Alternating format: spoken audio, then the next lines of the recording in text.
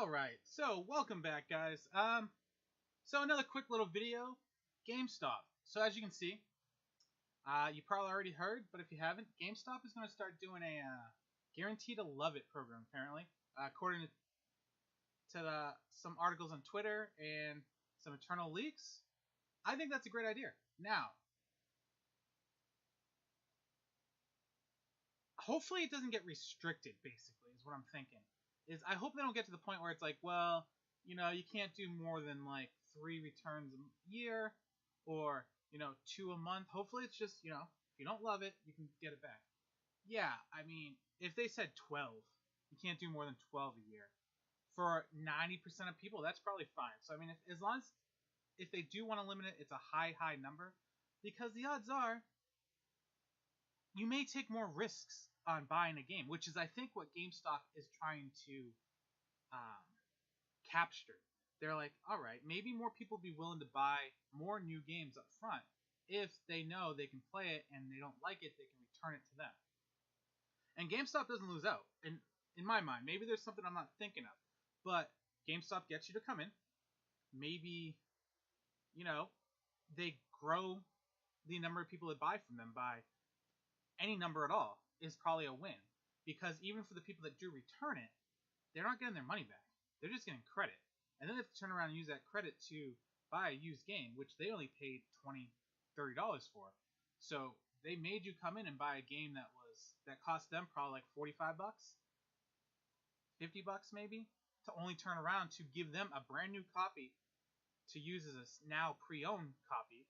And now you have to buy one of their other games they brought in. So I'm thinking they're hoping that more people take a risk to buy more of their games or pre-order more of their games, so they start stealing customers away from Walmart and Amazon or Best Buy. And then in turn, even if they do have returns, it just adds to their now available for pre-owned. Because I don't know about you guys, but for me, there's been times where I've walked in and I wanted to pick up a used game during like a buy two get one free, and maybe a game that just came out, they don't have that yet because no one's returned it. Okay, so maybe they up their inventory a little bit on pre-owned. So now someone like me can come in and, actually buy it pre-owned because I get 10% off or whatever because I'm a pro member. So, 60 versus 50, that's a big deal for me. So I like it. I think this is great. Hopefully they don't limit it. And I can't see it really being a drawback, except for the people that might try to take advantage of it. If anything, I think they'll just get more people to come in and actually pre-order. I feel bad for the employees because now it's probably going to be even more of them trying to go, hey, you want to pre-order? You want to pre-order? We have a Guaranteed to Love It pre-order. So their numbers are probably going to have to go up. But yeah, I like this. I hope GameStop takes a little bit more risk because we're at a point where GameStop's future is only as long as it stays all physical or stays mostly a physical business, which Microsoft is trying to get away from. I hope they never get away from it because I like to be able to buy a game and then a couple months down the line, if I don't want it anymore, I can at least get some value for it, whether that's $20 or $30 is better than the full $60.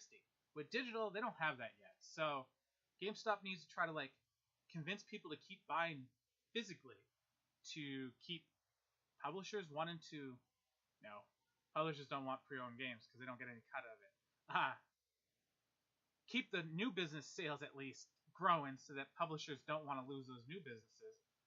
So yeah, what do you guys think? You like it or not? I'm trying to sit here before I end the video, think of anything else that I could see go wrong, but I think this could end up helping GameStop to some point, as long as people don't abuse it or they can fight that abuse.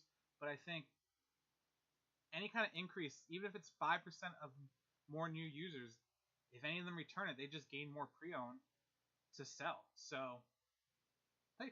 Alright, guys. If there's any thoughts you have or anything that you think will probably hurt GameStop, then leave in the comments so I can think about it as well. Alright, guys. Have a good night. Keep on gaming. If you liked the video, subscribe, hopefully, share, check out my other videos, and have a good night.